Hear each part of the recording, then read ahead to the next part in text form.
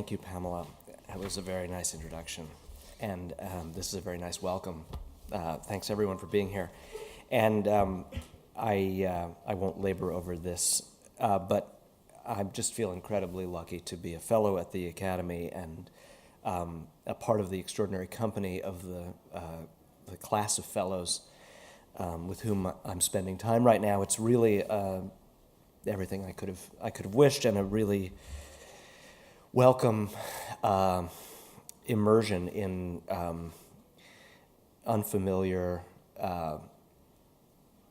experiences and crucial ones. I'm feeling that Berlin and the Academy are both nourishing me and restoring me intellectually in a way that, and emotionally, that was I didn't know was so overdue. So I'm really grateful for it. I'm going to try to read something I haven't read before, but I'm going to start with a familiar part of the book. Okay, so yeah, this book is really hard to describe or talk about. You just sort of have to plunge in, and I think I'm not going to do very much setting up for you, but just to say that I'm going to let this center on the two glimpses of the life of one of the main characters, whose name is Miriam Zimmer. She's the daughter of two very different kind of immigrant Jews in New York City. Her mother is kind of from Eastern European shtetl, miasma, that place where one day the village is a Polish village and the next day it's a Russian village because the line has changed. And her father is a kind of a high Germanized, secularized Jew from Lubeck, whose family barely left in time because they felt so much more German than Jewish. But the thing that unites her parents is that they're both deeply, deeply committed intellectual and emotional communists in the pre-war period. And both of them sustain this commitment, this belief, through the extremely challenging historical period of World War II and beyond. But the marriage doesn't make it. Her parents separate, and her father goes back to Germany. So this is about Miriam, the daughter of these two strange, intense communists. And the first part I'm going to read to you is set, it gives you a window into her as a child and as a teenager. And then I'm going to make a big jump. And that'll be where I'm going to try to read something I haven't ever read before, but that just seems like might be exciting to try tonight. This section has a title, and it's called The Gray Goose. Hello, boys and girls, this is Burl Ives, and I've come to sing some songs for you. Here's a song about a gray goose, the strangest goose. The year after Miriam's father left, she was given an album. Last Sunday morning, Lord, Lord, Lord. Last Sunday morning, Lord, Lord, Lord. Oh, my daddy went a-hunting, Lord, Lord, Lord. Miriam was forbidden to operate her parents' hi-fi, built into a long rosewood cabinet that also included a radio, the most fantastical item of furniture in their lives, purchased on installment at Brown's Appliance on Greenpoint Avenue in Queens, and fixture of contention in any number of speeches on the subject of what her father termed, in grip of one of his baroque and finicky tantrums, their slavery to commerce. And along came the gray goose, Lord, Lord, Lord. Miriam had to request the Burl Ives album each time. Her mother, Rose, handled what she'd only call an album in a manner Miriam related to the Jewish ritual actions Rose hastened to despise. The slipping of scrolls from a cabinet, her grandfather's tender sheathing of the afikomen within its napkin at Passover. Really anywhere Miriam had ever witnessed a Jew handling papers of importance or turning the pages of a book as if unworthy, grateful, ennobled discreetly defiant, all of these at once. Rose tutored her daughter in this action of handling an LP like the Burl Ives, or like her own Beethoven symphonies, narrating what she'd still forbid Miriam even to attempt getting right. Middle fingers paired at the label, steadying thumb at the disc's outer edge. Never so much as a breath grazing the sacred, dark-gleaming music carved into its canyons during the disc's passage in and out of the crisp inner papers. That the papers themselves should ride back into the cardboard sleeve just so. A wrong glance could probably scratch the thing. God knew this was a house of wrong glances. He was 6 weeks of fallen, Lord, Lord, Lord. He was 6 weeks of fallen, Lord, Lord, Lord. And they had a feather pickin', Lord, Lord, Lord. For what seemed a whole year of life, Miriam sat, entranced or bored, stilled anyhow, mulling what Burl Ives seemed to have to impart, these cheery parables of ducks and whales and goats and geese. Once, her mother's friend and cell leader, Sol Eaglin, making his mysterious visits, dapper, bullshitting Sol before he'd been humbled, Sol on the make, stopped into the living room to jape at Miriam and her album. "What's your kid know from ducks, Rose?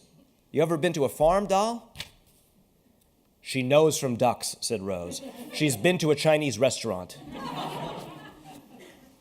Animals, in Rose's remorselessly unsentimental urban pragmatist's view, were for eating, sure. No filthy pets for Miriam.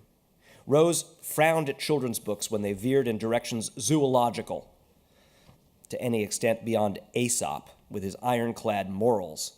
Always, with Rose, special emphasis on the bitterness of the grapes, the inaccessibility of tidbits residing at the bottom of a vase. To sentimentalize a duckling or rabbit was associated for Miriam with her mother's contempt for Catholic ritual. Easter eggs, bland milk chocolate bunnies. "Too bad," Rose would say, "but I'd never have German chocolate in the house," in irony and sorrow, then following with her regular sighing incantation, "They made the very best of everything, of everything." Smears of ash, idiot Irish and Italian neighbors under the knuckle of idiot priests. So then what was the anomalous gray goose who wouldn't be made a meal of? What was the gray goose meant to signify? He was 9 months a cookin', Lord, Lord, Lord. He was 9 months a cookin', Lord, Lord, Lord. Then they put him on the table, Lord, Lord, Lord. Then they put him on the table, Lord, Lord, Lord. And the knife couldn't cut him, Lord, Lord, Lord. And the fork couldn't stick him, Lord, Lord, Lord. Where was Aesop when you needed him? Of all the songs on the album, this was the one Miriam studied helplessly. So they took him to the sawmill, Lord, Lord, Lord. But he broke the saw's tooth out, Lord, Lord, Lord. At last, one day, Rose took mercy on her daughter and explained. The answer, when it came, wasn't difficult, though Miriam, at 8, could never have guessed it. Now tonight, 9 years later, on the postage stamp-sized platform in a nightclub so small any table was front and also rear, grapevines of smoke clinging to the ceiling, providing an illusion of distance in a room which, cleared of bentwood chairs and voices and clamor, properly lit and fumigated, would have been revealed as no larger than a parlor, yet which somehow made room not only for a stage and sidebar featuring Italian coffee and red wine, but also for a whole and intricate social world that Miriam was just learning to parse and manipulate. I should say here, just to help you arrive in this scene, this is the very beginning of the Greenwich Village folk scene. This is a tiny, picture, the scene before Bob Dylan comes along. Picture the recent Coen Brothers movie. Here, the tenor folk singer on the tiny platform crooned out Burl Ives' version of the folk song exactly, note for note, vocal gesture for vocal gesture, syllable for syllable. And the last time I seen him, Lord, Lord, Lord, he was flying over the ocean, Lord, Lord, Lord, with a long string of goslings, Lord, Lord, Lord. Miriam guffawed, seeing with what neat sleight of hand the blonde, raffish singer offered up a version cribbed from a children's record, as if dredged out of some mossy Appalachian music-finding expedition, as if salvaged during some hobo's stint working in a train yard. She laughed at how smugly the rendition was gobbled up by the audience, unqualified to know the difference. The boy at Miriam's side turned, as he had each time that night. She'd laughed for no evident cause and said, "What?" "Nothing," she said. All this she couldn't explain, not to him. Then Miriam laughed again and said, "Do you know what the gray goose represents?" What?" "I'm asking you if you know what the gray goose represents." "I'm just wondering." The song now finished, she'd suddenly gained the attention of their whole table, and the table besides theirs as well. Chairs, long since reversed, so chests married chairbacks. Cigarette-knuckled hands flung carelessly forward for ballast, now squeaked. The margin between the different tables, between friends and strangers, those who'd arrived in one configuration and those who might later depart rearranged, in pairs or complicated threesomes or alone, all this had been lost a long while ago. "Enlighten us, Miriam," said Porter. He was the clever one in horn-rimmed glasses, the Columbia man. He'd been eyeing her for several nights now, but he was too genteel to pry her from her current date. He might think he had all the time in the world. She might agree. "Well," said Miriam, "since you ask, the gray goose represents the irrevocable destiny of the working class."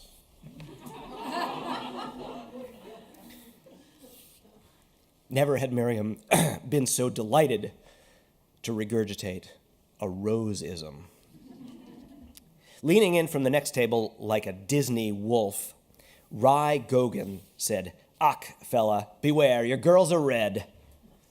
Rye, middle baritone of the Gogan Boys, a musical act too big for this stage, not only reputation-wise, but in strict bodily terms. The three Irish louts with their thick brocaded vests would never have fit on this club's riser. He was the celebrity among them here, not that any of them would acknowledge it.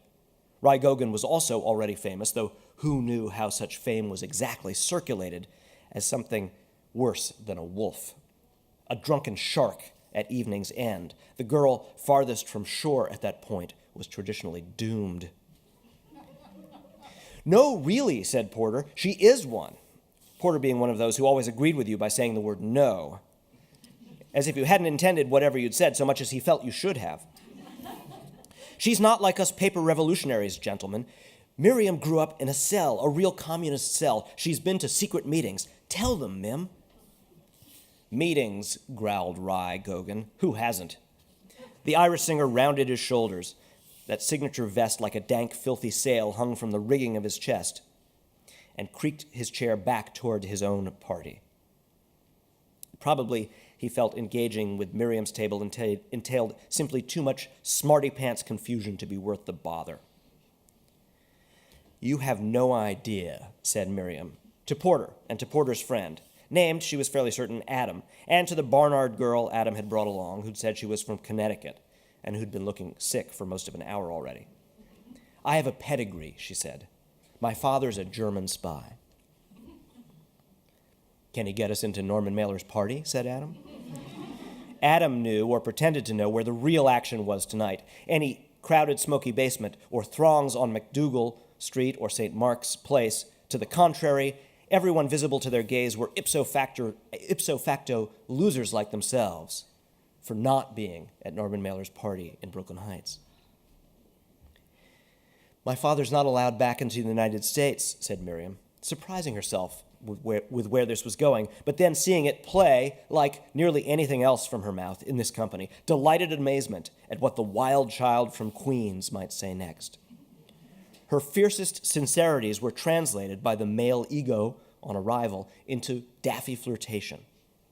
For instance, when Miriam said she was bored by jazz and instead liked Elvis Presley, men like Porter went into paroxysms of delight at how the female could want to provoke them, to unstuff their admittedly self-satisfied views on every subject, never grasping how anyone they'd ever be seen squiring, let alone this raven-haired Jewess with a vocabulary like Lionel Trilling, could possibly possess such backward tastes.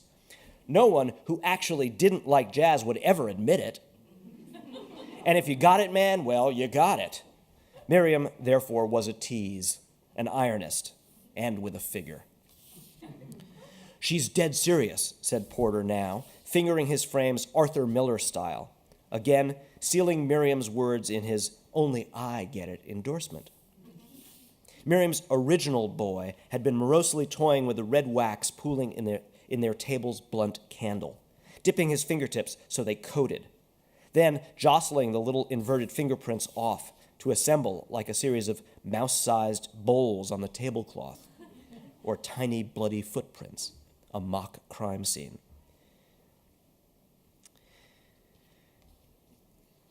Miriam believed she could get one or more of her admirers on their feet now and outside, possibly even Porter among them, and suddenly she wanted to prove she could. What the hey, she said. I'll get us into Mailer's party. How? With my secret commie powers, that's how.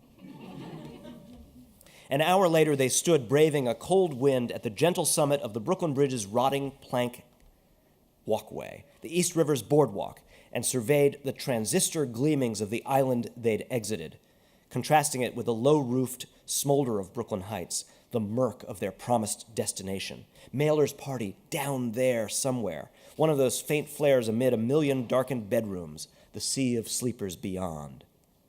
Here they halted, stared. Borophobia, fear of Brooklyn.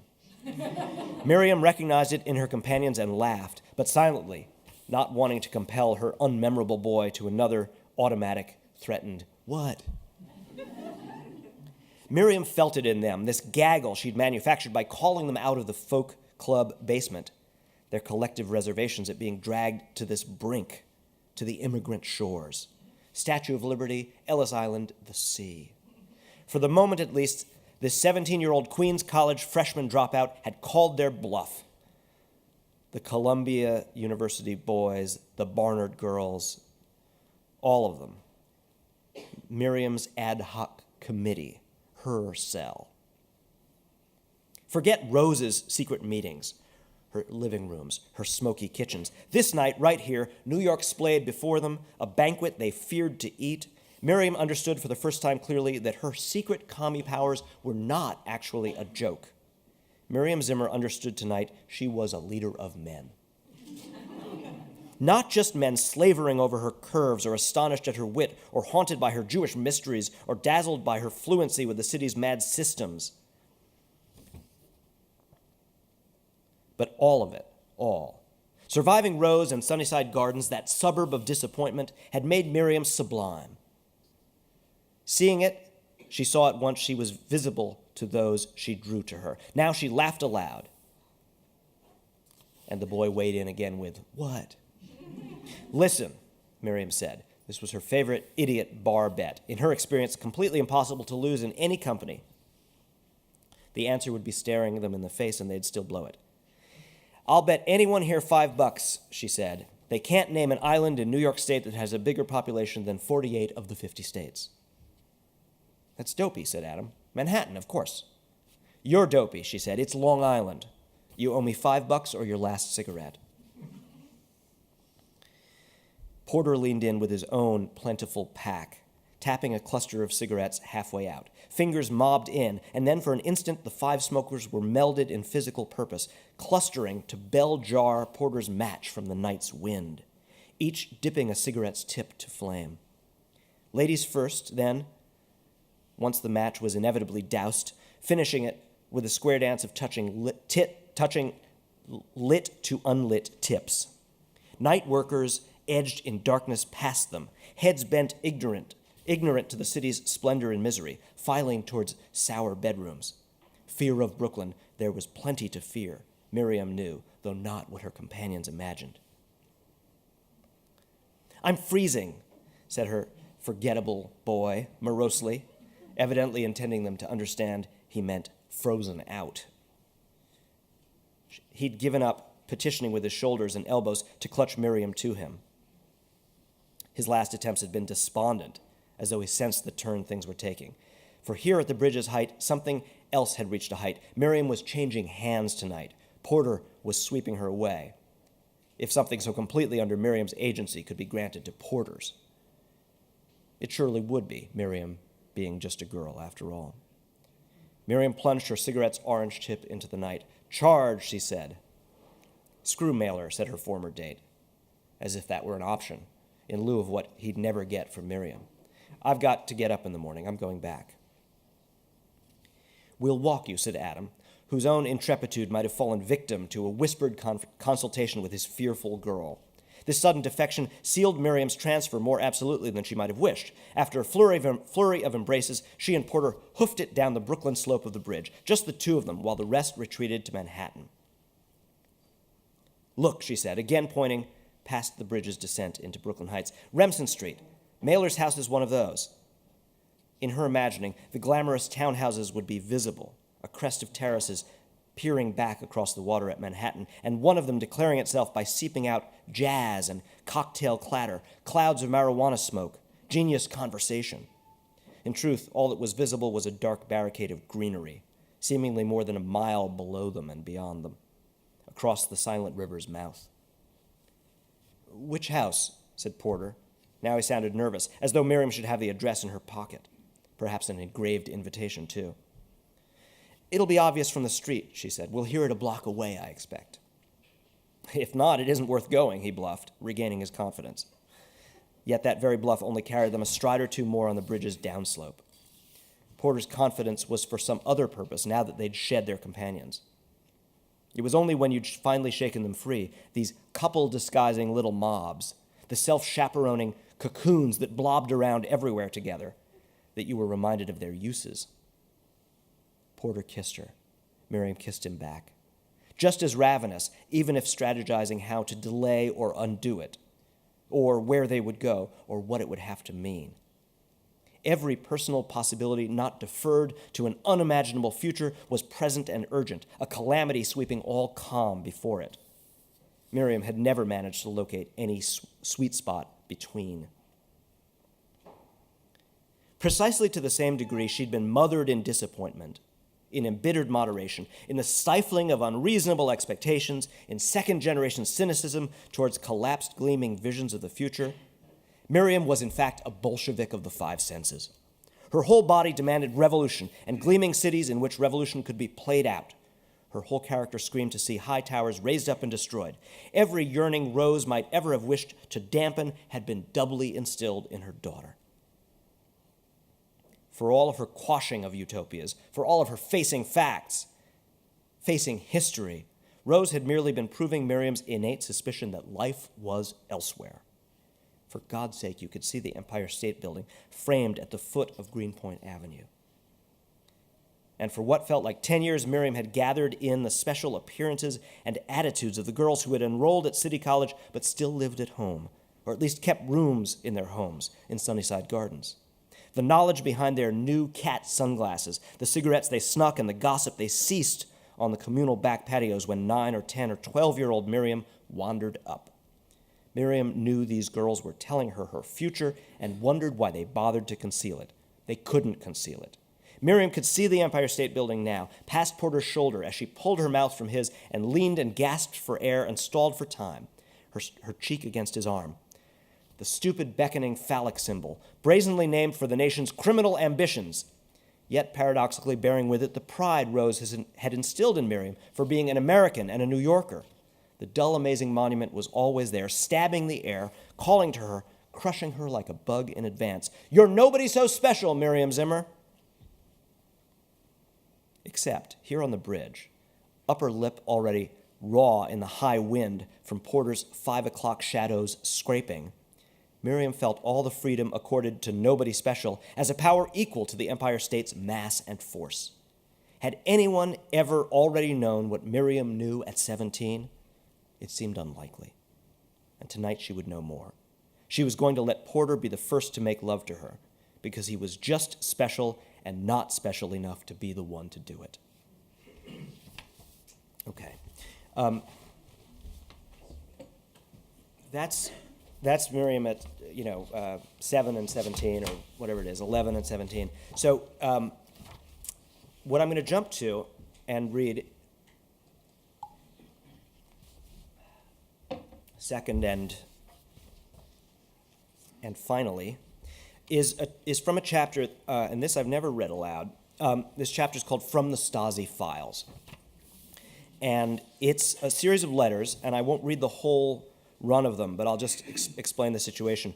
So this father, the German spy, who, Miriam grows up not knowing, because it's true that he's not permitted back into the U.S. He's repatriated to East Germany, and the U.S. government isn't interested in granting him any visa again, even when travel might have been a possibility. And he has no regrets about abandoning Rose, Miriam's mother. He's left his life in New York behind completely. But his daughter seeks him out, and they exchange letters, and she visits once as a teenager, actually, very shortly after that section that I just read you. And he's a difficult guy. He's working in a place. He lives in Dresden, and he works in this sort of Soviet approved German non-academic university. It's like a kind of a fake university where white papers are generated, historical white papers that create ideologically distorted impressions of historical events that suit the Soviet notion of what the new East German culture will feel about itself. So he's doing this very kind of tortured, his communism, his idealism has led him into this very strange bad faith. And he's living, a comfortable life in East Germany as those things could be considered comfortable because he's a quite obedient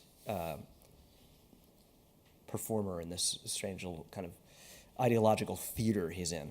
Anyway, he gets to know Miriam, and she takes great offense at what she understands about his work. And so these are the last of a couple of letters from him and then one long letter from her.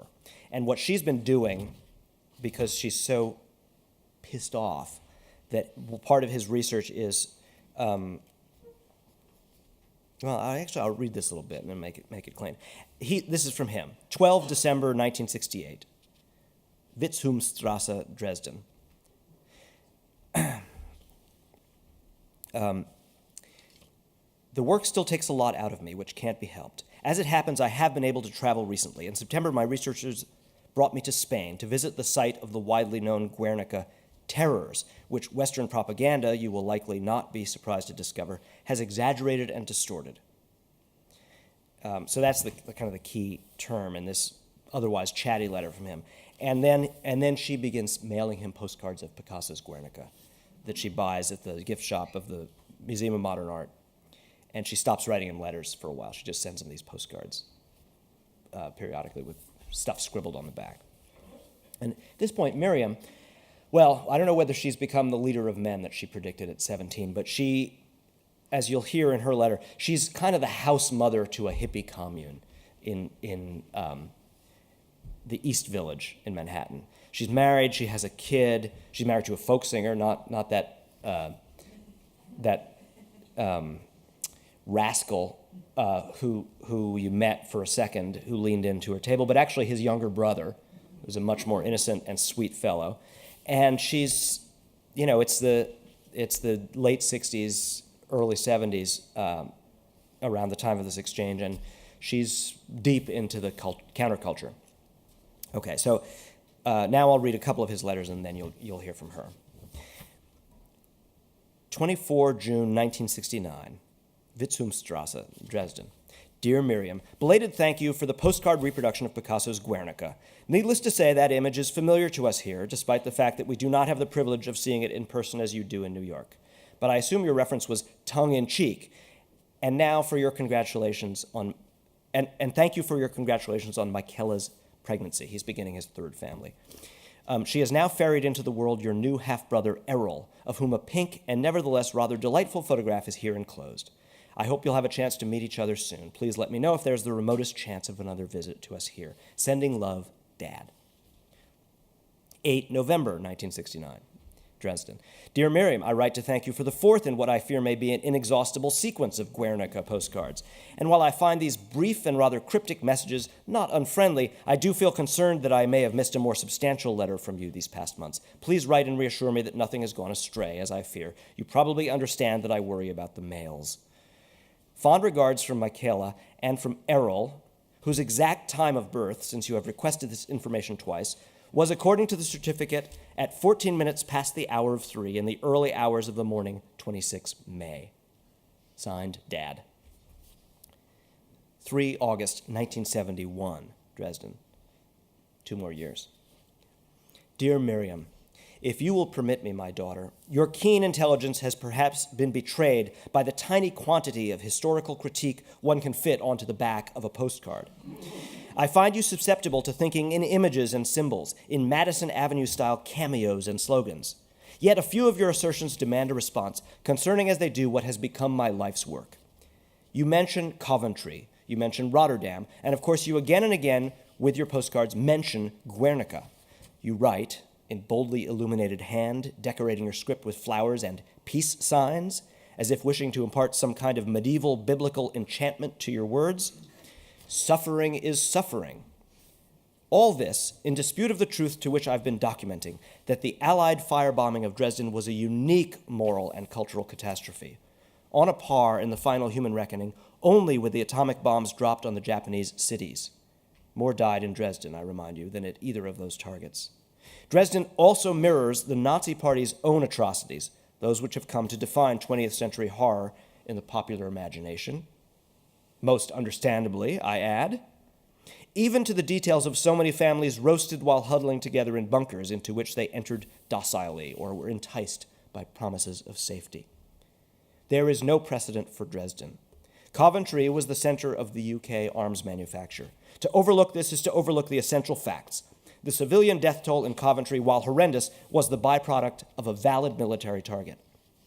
Inquiry into the circumstances at Rotterdam equally reveal an episode in military history, rather than, as in Dresden, the annals of terror. A division of the Dutch army was encamped in the city. Indeed, the bombing resulted in the surrender of the Dutch military forces. This leaves your postcard's face. Would it astonish you too much to learn that von Richthofen's flyers aimed their bombs almost exclusively at Guernica's bridges and arterial roads? Again, a military episode. Suffering is suffering, you say, but the special exaggeration of the tragedies in Spain is a fetish of those who, thanks to artists like Picasso and George Orwell and your mother, accord a special sacred moral value to the minor scuffles of the quote-unquote Lincoln Brigade. I was once under the spell of such artists myself, so I feel rather indulgent of this error. Yet it is one. Why have I allowed myself to become so tendentious when I'm sure it will be irritating to you? My wish, Miriam, is for you to understand that we are on the same side. You say I am obsessed with German suffering, yet to deplore the U.S. actions in Vietnam, as you do, without grasping napalm's point of origin in the Dresden fire, is to lose sight of the trajectory of history.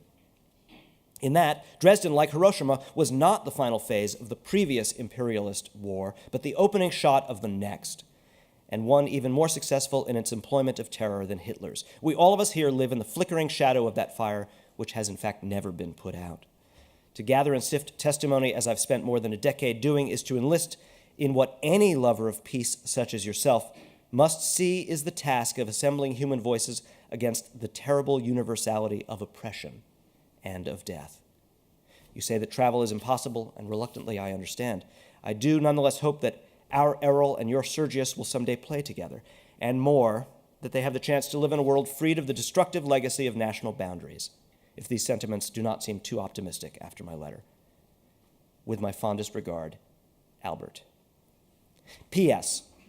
Now that I've begun my long-delayed paternalism toward you, I find myself incapable of stopping. Forgive me. The astrological mysticism in your letters strikes me as sheerest gibberish, and I wish I could make you think better of it. Little Errol is no more a Gemini with a moon in Mars than I am a centaur. In fact, it looks from my perspective like a reversion to some kind of Kabbalistic superstition, not so far from your mother's hysterical and self-loathing reversions to folk Judaism. The world we dwell in, my daughter, is mysterious enough for us not to wish to veil it in metaphysics. But enough.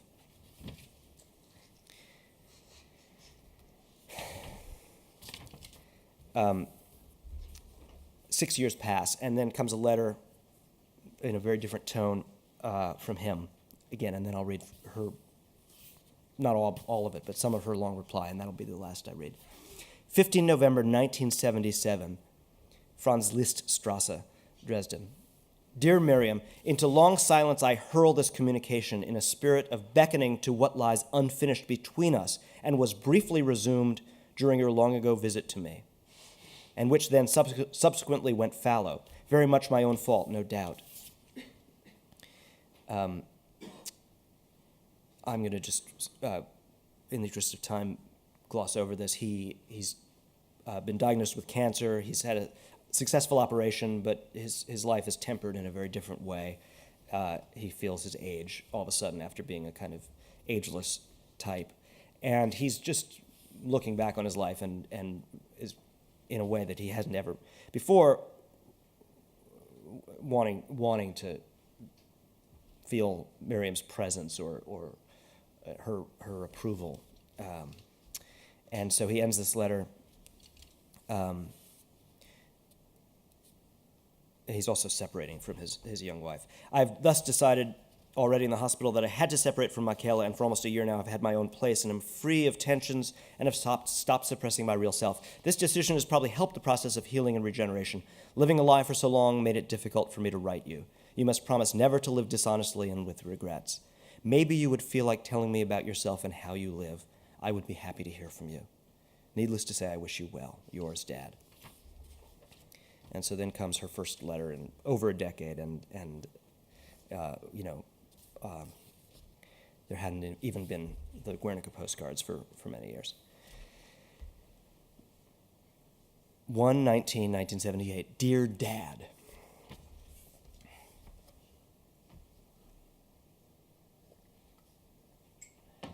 I'm generally the first one up. This isn't a moral stance, but a habit I can't break. I do like drinking my first cup of coffee alone before I have to deal with anyone else, and I like an hour or two before the phone rings. It rings a lot. All through the day once it starts, and sometimes after I've gone to bed, some guy pining for one of the young girls crashing here. Or girl for guy. It gets dark, and they're alone, and they call. But I like to be alone in the morning. I'm not lonely at all. So I make the coffee for everyone and drink the first cup or two. You could picture me here with a fresh, hot coffee and everyone else sleeping, the hour when I'm starting this reply. The frog-shaped trivet is broken. One leg broke off, so I set the coffee pot on a manila envelope full of your old letters. It was lost for a while, but I found it again. All those pale blue envelopes with the red and blue bands. I was looking for it a year ago, actually, but I couldn't find it. And then last night I found it in the back of my desk. All your letters going to back before I visited. I was looking for it then because Sergius started a stamp collection. You can gather up incredible canceled stamps from a million different places if you're willing to soak them off the envelopes. All brilliant colors and a free tour of the world. I've torn the corners off all your envelopes, and I'll soak them for Sergius this morning. What a great surprise. East Germany, wow. The Iron Curtain. I'm not sure I'll tell him where they came from, at least not yet. If he asks, I'll tell him, but Sergius is stamp mad. He has a kind of blindness for anything else, and I bet he just ignores the folder, or just pokes through it to see if I missed any stamps. Strange thing about your letters, Dad, you always type. You even type your name and the word Dad. You and Rose still have that in common, constantly smashing out letters on a typewriter. I read them all this morning again. That's what I do when I'm alone in the kitchen, read and drink coffee and listen to the radio, WBAI, what the pigs did to Angela Davis lately, some other news about El Salvador. It's a good station. Nobody listens to it. Later they'll play jazz or run one of those Alan Watts lectures. I met him once. After a while, somebody else gets up, often one of the girls, or Tommy or Sergius. The guys always sleep longer than the girls. Whoever it is, I fix them some breakfast. If Sergius isn't up by this point, I'll roust him. He has to go to school. Sergius eats like a little old lady. He only wants toast for breakfast every day. The girls and the guys always want eggs and bacon and pancakes. Sometimes I make them a matzo brie when I can get it, and that always turns them on. I have to brew 15 pots of coffee, and there's this kid dressed for school. and there's this kid dressed for school and munching toast just sitting there. It destroys me. Sometimes Stella walks him to school if I'm still in my robe. I'll give her my last $5 and she'll come back with orange juice and a pack of cigarettes and the New York Post, which is a newspaper that's gone completely to hell, but it runs a horoscope, which is beneath the standards of the times. I mention this as a calculated affront to your horror of astrology, of course. You probably don't know what I'm talking about. I mean, all these people living with us. You're a communist, but only in the sense that you live in a communist country, and you have your long-held Marxist beliefs, if that's what still motivates you. It looks absurd to me now that I've written it down. I guess you must be in the party. Still? Or again? Is it the same party you were in with Rose in America? How mysterious. Well, anyway, we live in a commune, something I suspect you wouldn't really be familiar with. Honestly, Tommy and I are like the parents, and they're like the children, so it isn't really a legitimate commune, not like the Maoist one around the corner on Avenue C, which has meetings nearly every night, and they go on for hours, and they never figure anything out. Ours is somewhat between a commune and a hostel. We started by letting Stella move in. Then we had to fill more rooms to afford to keep this place, because Tommy hasn't made any money from his records in a long time, and the money from the ACLU settlement for my wrongful arrest is a distant memory. Did I ever mention I was one of the Capitol Steps 13? We sued their asses, and then I spent the money mostly at Pathmark, on bread and veggies and ground beef. So by this time in the morning, the phone has started ringing, and usually someone has rolled a joint, and things are getting a little harder to put down in order. I mean, after the kid is off to school. I spend a lot of time listening, actually. You might not think so from this letter, which is all about me, but I do. The phone rings or someone comes downstairs, and the kitchen is pretty much full of people for the rest of the day. Stella asks me who I'm writing to, and I show her your letter. She used to help me think of stuff to write on the Guernica postcards. It was Stella, actually, who drew the fancy letters with the vines growing on them and the stars and the peace signs you asked about. She was just doodling while we talked, and then I saw it and thought I'd send it anyway. Stella says I should tell you that everyone comes to me with their problems and that I solve them. That I yell at them and make them feel better. She also says she doesn't know how I keep it all together. She also says I should tell you that she's the one writing this letter just to freak you out. Our handwriting is really the same. When one of us leaves a note on the message board here in the kitchen, nobody can tell who it is. But she's not writing this letter. I am. Okay, I'm going to skip just a little bit here. For us, it's daily life. The movement has hunkered down and gotten a little fuzzy around the edges, but we're here and Nixon's gone. Did you know Nixon was a Quaker? Tommy's gotten heavily involved in Quakerism. It started with Vietnam. The Quakers were way ahead of everybody with knowing how to apply for conscientious objector status during the draft. Now it's the death penalty that takes up all our energy, and international stuff. The American Friends Service Committee. They sent Tommy to sing in Africa twice, and now we're talking about visiting Nicaragua, which is where some really incredible things are going on. Through the AFSC, a lot of the guys who live with us are foreign students and dissident or even revolutionary types. How they get green cards, I don't know. I guess the Quakers vouch for them, and who doesn't trust a Quaker? We had an Okinawan living with us. His name was Tomo. He threw gasoline bombs at an American base. He used to gobble down raw tofu and sliced green onions doused with accent, which it turns out is pure MSG. They all keep shakers of it on their table, like salt and pepper. Anyway, Tommy is pretty involved, and he even wants to send Sergius to a Quaker school. I don't mention Quakerism as a calculated affront to your horror of religion.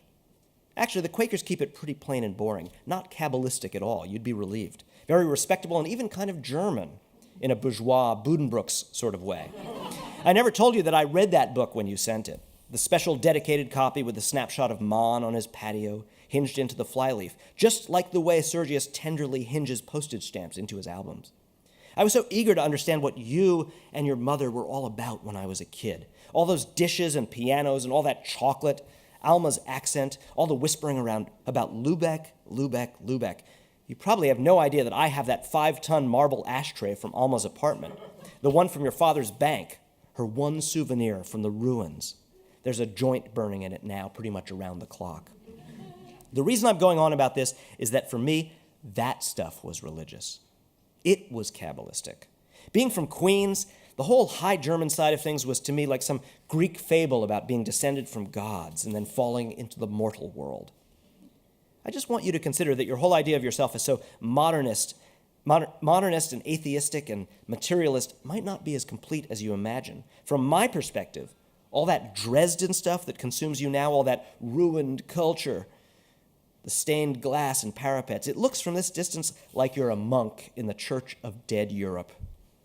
You have this horror of rabbis, but there are different ways of being a rabbi. When I was 19 and I visited you at that nightmare spy compound that you were calling an institute, I actually figured out pretty quickly that being a historian in East Germany meant pumping out revisionist Cold War stuff about how German war crimes were no worse than anything else. I didn't get the full picture, but I had an inkling. Still, there was something humane about the way you went around collecting all those stories, those terrible stories of the fire. You seemed tragic to me, the way your sympathy and your communist ideals had shackled you to this bogus scholarship.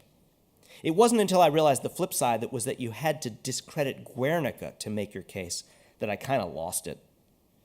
Incidentally, another thing I found yesterday in this file of your old letters were 2 more blank postcards from the Museum of Modern Art gift shop.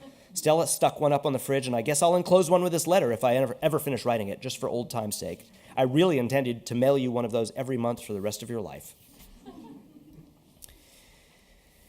Where was I? The point was, what I still didn't understand until just now when I wrote it down was that the unreconstructed Stalinist bit was the least of it for you. What your new life really meant was a chance to climb up the ass of Lübeck again, through Dresden. They bombed your Buddenbrooks, Dad. I'm so sorry. Even Alma was willing to come to America, to live in her welfare hotel on Broadway, but you couldn't hack it in the New World, could you? You weren't too communist for America, but you were too German. Well, here's the other thing I really never let myself understand until I began this letter, even though I haven't said a thing about it yet, is that my visit to you was one of the worst things that ever happened to me. It takes 2 parents to make a kid. A simple fact, I'm sure, hasn't escaped you. A missing parent makes the kid too, either by being missing or by cropping back up. One way or another, or both. Rose taught me, as if it was the most important thing she could teach me, to want not to be Jewish. I didn't get it. I didn't see the point of wanting that because I didn't feel Jewish to begin with. We didn't go to synagogue. She'd pried the mezuzah from the door when we moved into the apartment where some Jews had previously lived. I could see what Jews did, and we didn't do it. My identity was New Yorker and leftist, an anti-American American. Complicated enough a role, one requiring constant vigilance. But when I visited Germany and met you, I understood what the German part of you felt about the Jewish part and what you felt about Rose. And that was how you taught me, however reluctantly, to feel Jewish. Suddenly I knew that I was, so to want not to be finally made sense. I got the information in reverse order. So there you go. It took a mother and it took a father to complete my education. You two are alike, you know, still fighting the war, grieving over those charred bodies, some here and some there. Meanwhile, not seeing the present world for what it is. I wouldn't entrust a kid to either one of you.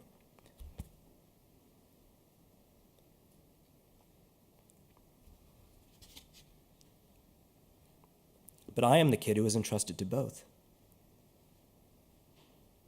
I suppose I would have chosen, as you did, to leave the kid with Rose in the new world, despite some particular horrors I could tell you of, not Dresden horrors, but involving ovens, a great legacy we share. But really, thank God I remained in the new world with Rose.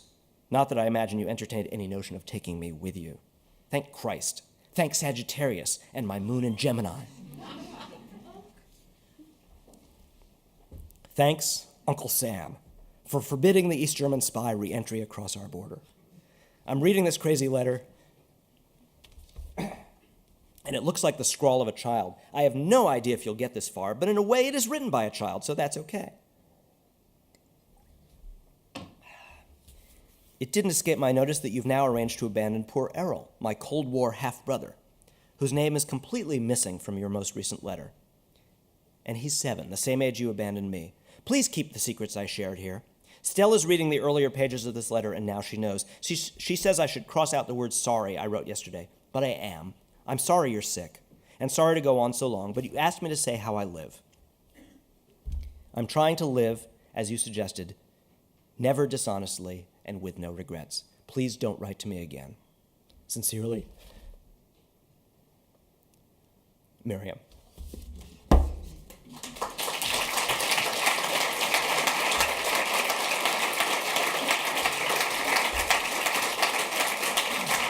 Thank you.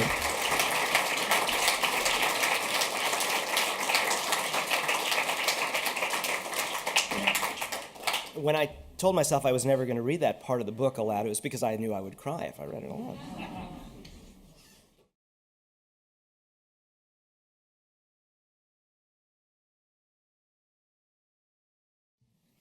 It was also very moving.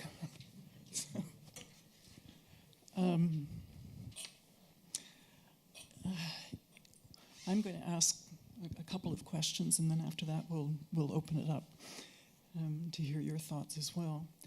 In an interview that he did with you in the newspaper Freitag, Niels Marquardt suggested a description which I think nails much of what this novel, and indeed many of your works, are about. In German, he called it die Renitenz von Phantomschmerzen, the defying of phantom pain, as in phantom limb pain.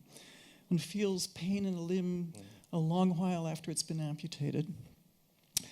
And many of your figures are obsessing with something that's no longer there. Yeah. An estranged child, a utopian dream, a revolution which failed to take place, a husband who's no longer around, a missing parent, forbidden food, the memory of which is palpable in the palate, etc. Your figures are living with an absent other. They're living in a present which is past. They live in their individual circumstances of a limbo. This is not a one-to-one autobiographical novel, of course, and I know it's a complete no-no to say, okay, what of this is what of this is really you, and what of you? But many of them have come forth from your biographical circumstances. And so my question is, I mean, growing up, knowing some of the members in your family, but only being able to engage in conjecture about the ones you hadn't met who died before you were born, did you have a sense in looking back of coherence in their lives? Or did you have a sense that because of the enormous disruptions caused by political and other circumstances, their identities were more like piecemeal pastiches of projections, making them feel the pain of a limb that was no longer there? Were the ones with phantom pains, this is a long question, but with pains able to genuinely connect those without and build real relationships? And if someone's whose life and identity, the way he or she is related to others, has been really defined by chasing after a frayed utopia, were they really capable of relating? So did you feel surrounded by people with a hold on the here and now, or were they in a phantom world? How bewildered were you growing up? Is the long lead into that question. Well, a child is a tremendous engine for projecting coherence. And I don't think I would have looked at anyone who was before me as incomplete, or you suggested this sort of pastiche person who's got a phantom outline in some way. Everyone that I was responding to in my coming of age felt enormously substantial, and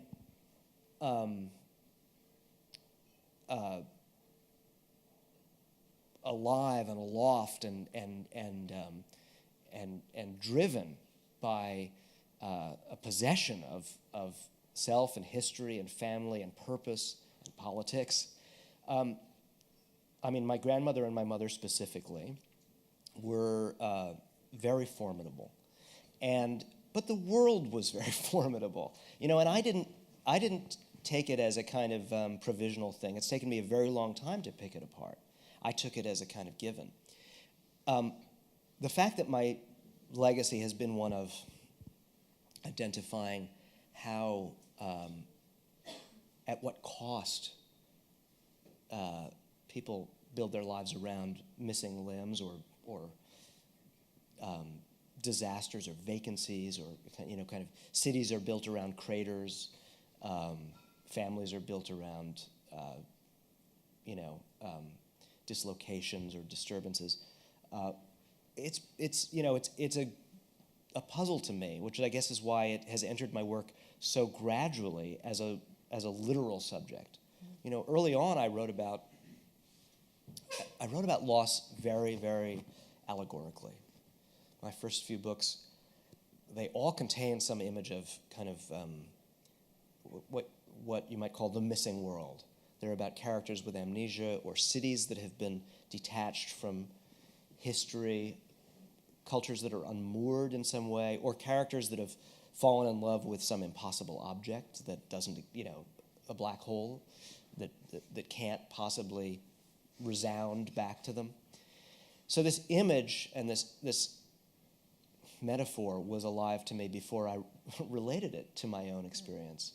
Now, eventually, the way it kept recurring, the image kept recurring,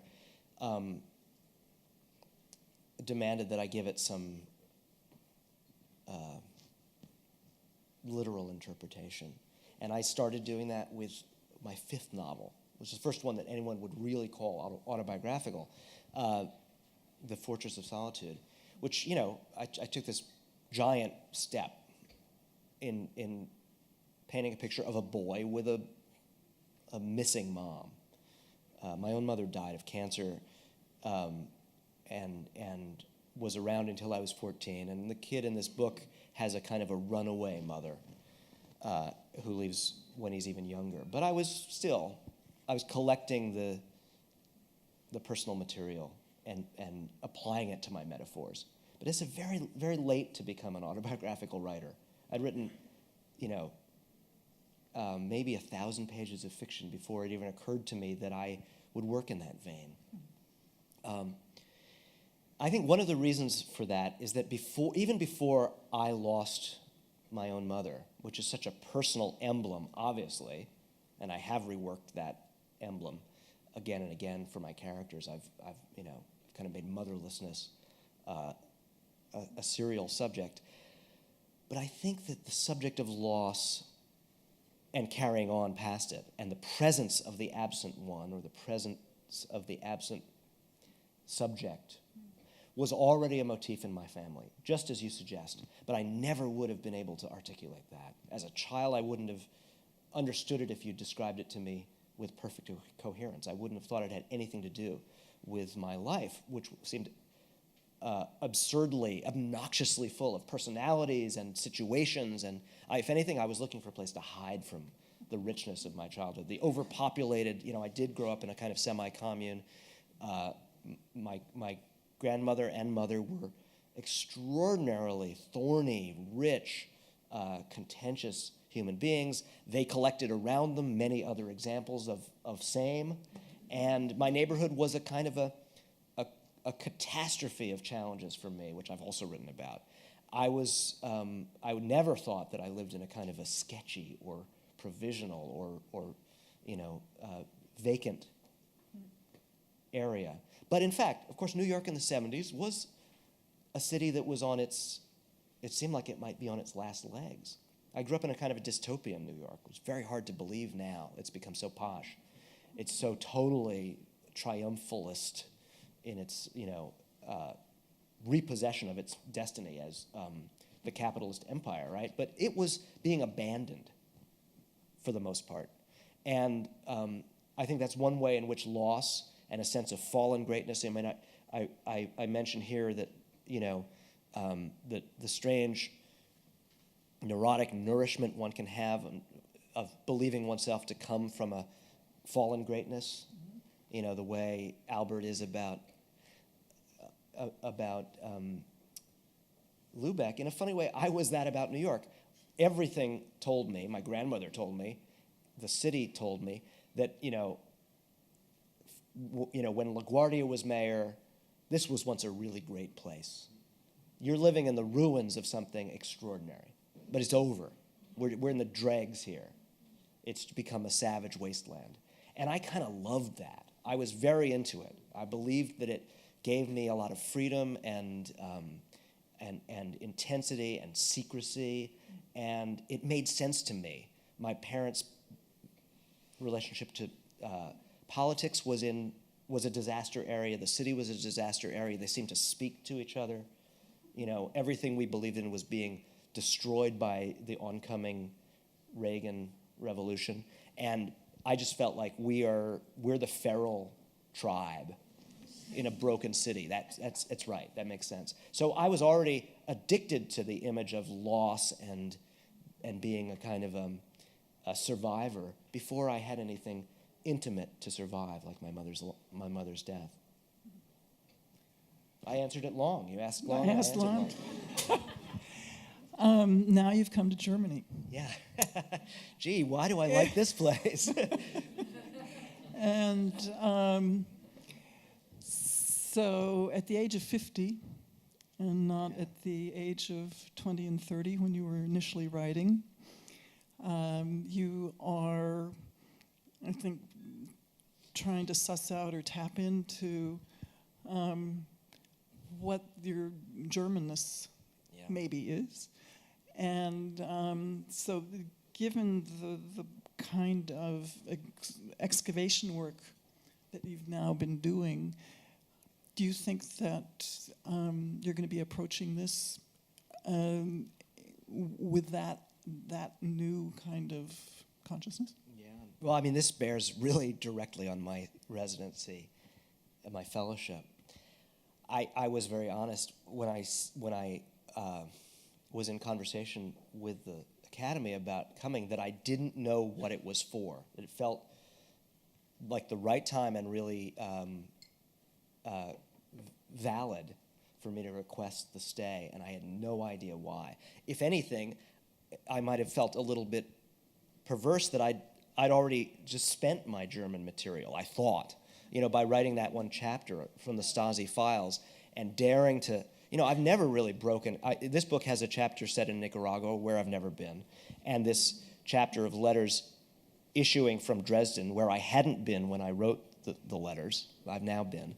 I had been to Germany, but it felt like a giant pole vault for me creatively, as difficult a one as writing about the 1920s or the 1930s. Really a huge, just on the level of artistic confidence, to write about Nicaragua or Dresden with any authority, any credibility. But I was very proud of doing so. But so why am I asking to come to Germany after having pulled that off, right? If anything, I should have made a due diligent research venture and come first. Well, it's often the case for me that I don't realize that something that is dawning in my work, some engagement, some kind of concern, will show itself. It'll make a minor appearance as a harbinger. I always find that each book contains a grain of what the next book is going to concern itself with. And I think that I grew up thinking of literature quite internationally. And in fact, certain German writers in translation, or I should say certain writers in the German language in translation, were extraordinarily important to me. And I had this, obviously, this family connection, very paradoxical, very, it was like a hieroglyph. It was something for me to fathom and stare at, but it was inert and very resistant at the same time. Well, I also grew up reading a lot and caring a lot for writers who wrote about dispossession, specifically, I write about dispossession in all sorts of metaphorical ways and literal ways, but the metaphor of the expatriate. I've actually been revisiting Graham Greene while I'm here. He's not a German writer, but he is a writer who was very formative for me, who persistently writes about dislocation by committing totally to the theme and the archetype of the nationless drifter, the person who's stateless, who's between, obviously tends to be English, but has become enmeshed in another national identity, but is also one that's incomplete. And so I think that has suddenly become really, really vital to me, and I'm really feeling it. It connects to so much about my life in New York. And the other thing I've very, very reluctantly accepted is that I have this subject of New York that I'm coming back to and approaching whether I want to be or not. Sometimes I embrace it and sometimes I'm filtering it. But so the immigrant, there's several jokes in this book about like riding the F train. I read a lot about the subways. My characters ride the subways. I rode the subways. They seem like they're, like egg creams and the Yankees, like it's just a pure New York thing. But I suddenly made this joke in this book about how the F train was a terrifying train because the route it took threatened to reverse the immigrant experience. It exited at the Coney Island shore, and you might just get on it and suddenly have to go to Ellis Island and start moving in the opposite direction. And I think that that's what my imagination has just demanded of me in a way, that I follow the F train past Coney Island, finally. We would like to open it up and have your comments or your questions. Does anyone feel moved as you would in a Quaker meeting?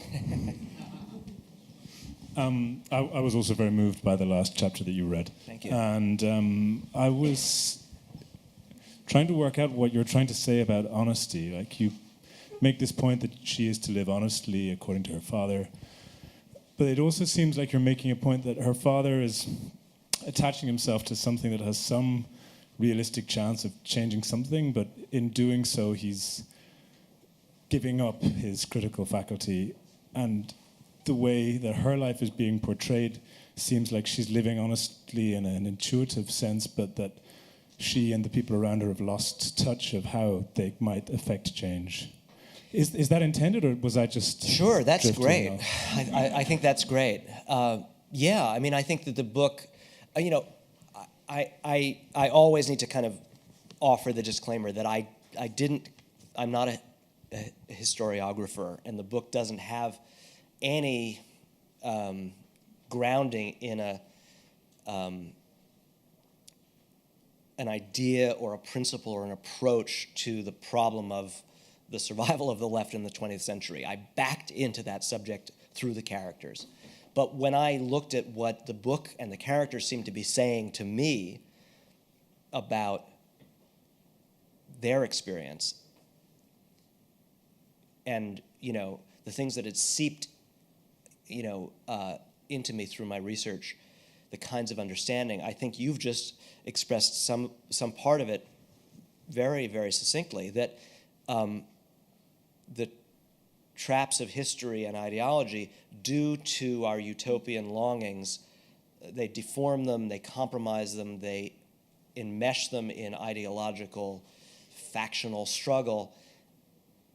And yet, there's a terrible treacherousness to an unmoored, unhistoricized utopian longing, because it has no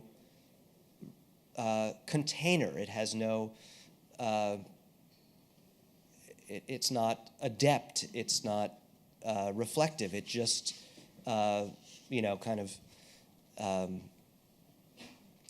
stays, and this goes to all sorts of things that I felt, of course, around the Occupy movement, how beautiful it was, how perversely it recapitulated so many of the paradoxes and pitfalls so rapidly. Someone joked that it was like a tweet of the left.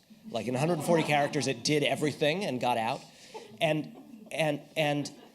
yet the sensation of one human soul to another stepping into those parks or wherever it was that you might have congregated, or even online, just feeling yourself lean forward and think, I not only have this wish to live to see the world other than it is, to live according to that wish, but I could actually say it aloud, and I could look someone else in the eye, and we could be two people feeling that way, despite every commandment that I'm supposed to be embarrassed beyond belief to have that inkling, that late capitalism has demanded that we just, come on guys, say it. It's like Slavoj Žižek has that joke that he says that It's actually easier to get a serious conversation started about a comet hitting the Earth and destroying life as we know it than that capitalism should end. And so there we are again. We went to the park, we looked each other in the eyes. It's not only in my body, trapped, inchoate, inexpressible, it's in yours too, and we're both here. Now what? Well, the answer, unfortunately, leads you into ideology, parties, structures, historical consciousness, and all the compromises and entrenchments and deformations that come from trying to enact a politics. And there you are, right? So somewhere between Albert and Miriam, we're stranded.